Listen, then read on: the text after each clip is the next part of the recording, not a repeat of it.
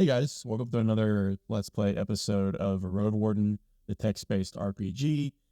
Armant has just left the ruined village and is on his way further west along the roadway, where we're moving through a forested area, and we come upon a limestone altar with a large tree behind it, where many of its roots are peeking up out of the water and kind of crawling and wrapping themselves around this man-made altar.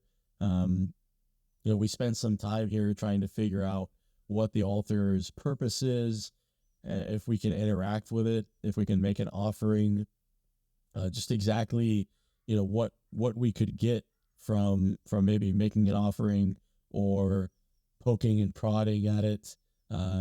We do the same thing with the roots here to try to figure out, being a scholar, maybe we can use some ingredients.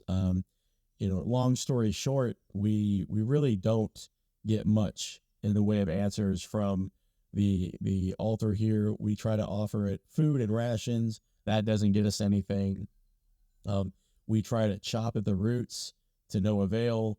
Nothing in our inventory seems like it would be of value to make an offering to the altar here, but it's definitely something I think that serves a purpose and has a function.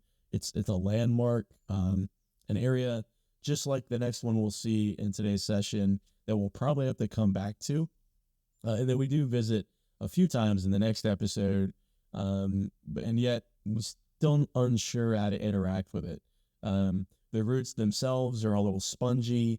They're like memory foam. They kind of, once poked, go back into their form without with some form of magical property.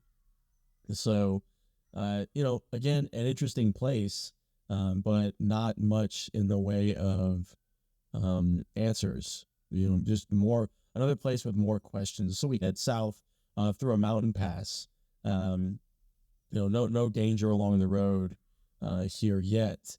And we come out in a gale, or kind of an opening near the edge of the water, perhaps the coast. I think we notice there's a mine, an abandoned mine, and an old guy sitting on a bench whose name escapes us. We just like the scavenger, just like the male companion at the beginning of the game. We don't. The men in this game are just afraid to give up their name. I know we've learned a few, but it's really cagey about, providing such delicate information. And so we greet this old man. He's a druid. We use our scholar perk to gain a little bit, or to dig deep into our wealth of knowledge. And we discover that he's a druid. He's very protective of nature. He's very cagey about providing any sort of valuable information. He tells us yet again, just like everybody else, that the eastern road is dangerous, that the middle road to the north is the quickest route, but yet the most dangerous, that we should avoid it. His name is not Druid. It doesn't give us anything. He doesn't consider us a friend. He does tell us a little bit more about Asterion. He tells us a little bit about the ruined village and what it looked like in the past. But another place we'll have to come back to, I think. If we can build rapport, or if we learn more about the Druid from somebody else, it's going to be of use to us. And we let on that we're searching for Asterion, and that some of our purpose as the Roadwarden is simply to learn more about the peninsula, and he tells us a little bit more about the White Marshes, a little bit more about Old Pagos, and yet still pretty resistant to offer us any entrance into the mine that may hold some interesting item. Can't get any further in that direction. But he gives us a little side task, just like we've seen before. A lot of the side tasks have involved like herbalism, and I don't know if that changes if you're a different class. Like you saw at the pelt that we had to go chop berries. You see here that he wants us to kind of dig in the roots and forage for him. If you know if you know if that's kind of class specific, if you let me know in the comments, I'd be interested to find out. But yeah, though, the druid is an interesting, mysterious guy, and I definitely want to come back. I tried to, again, just like everybody else, exhaust all of his dialogue options to learn a little bit more about the world building, about the geography of the peninsula, since my role as a road warden is to kind of keep the roads safe, promote commerce, and things like that. I'm just trying to be on the up and up. So, he tells us a little bit more about Glacia too. He tells us where she's from. She used to be a nice person, and I guess somewhere along the way was led astray, and he says that part of their role here is to protect the people of Howler's Dell, which we'll eventually end up at in our next episode. But I think I like places like this. It's off the beaten path. This guy's very clearly got some vast wealth of knowledge that seems like it's going to be useful in some way. There's some dialogue options we can't interact with yet, or that they kind of seem like a dead end currently, but they could open up in the future. And so much like the altar, I think we're going to be coming back to the druid here. And so we also get more quest log information. I don't think I took any extra notes here, although I think I should have. I think in places like this where I don't really get a lot of information, I should set a reminder to maybe come back and start using my notes that way. Maybe before each play session, I can open it up and so it kind of gives me a little bit of direction if I need to come back maybe during an episode, or I can do that kind of off screen. But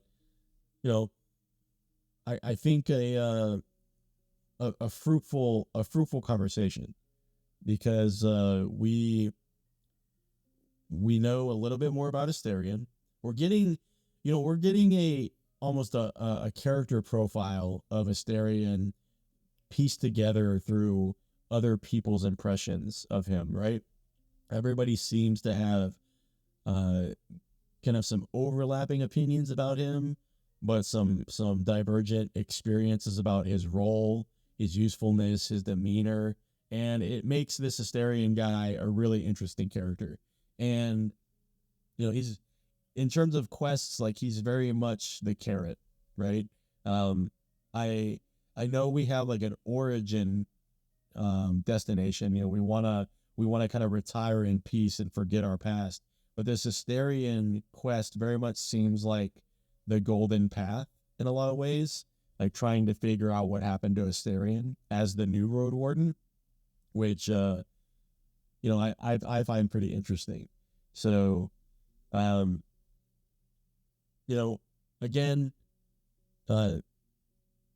we get a couple of ingredients for helping the druid here dig a little bit.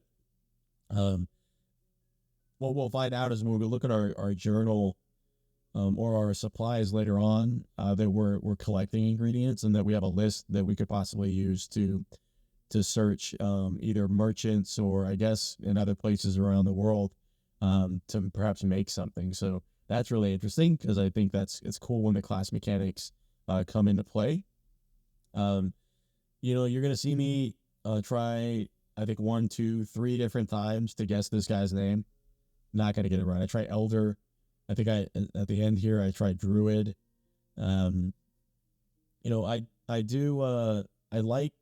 the fact that it seems like I said about Asterion, each of these places seems like it offers an additional piece of the puzzle to the world.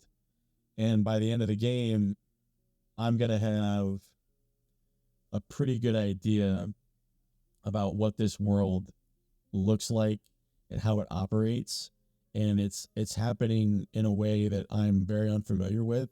It is like reading a really good book, but in terms of playing a game, there's a lot of imagination here. We get this very, small glimpse into the world in these visuals that are dynamic and do change slightly as the scenes progress.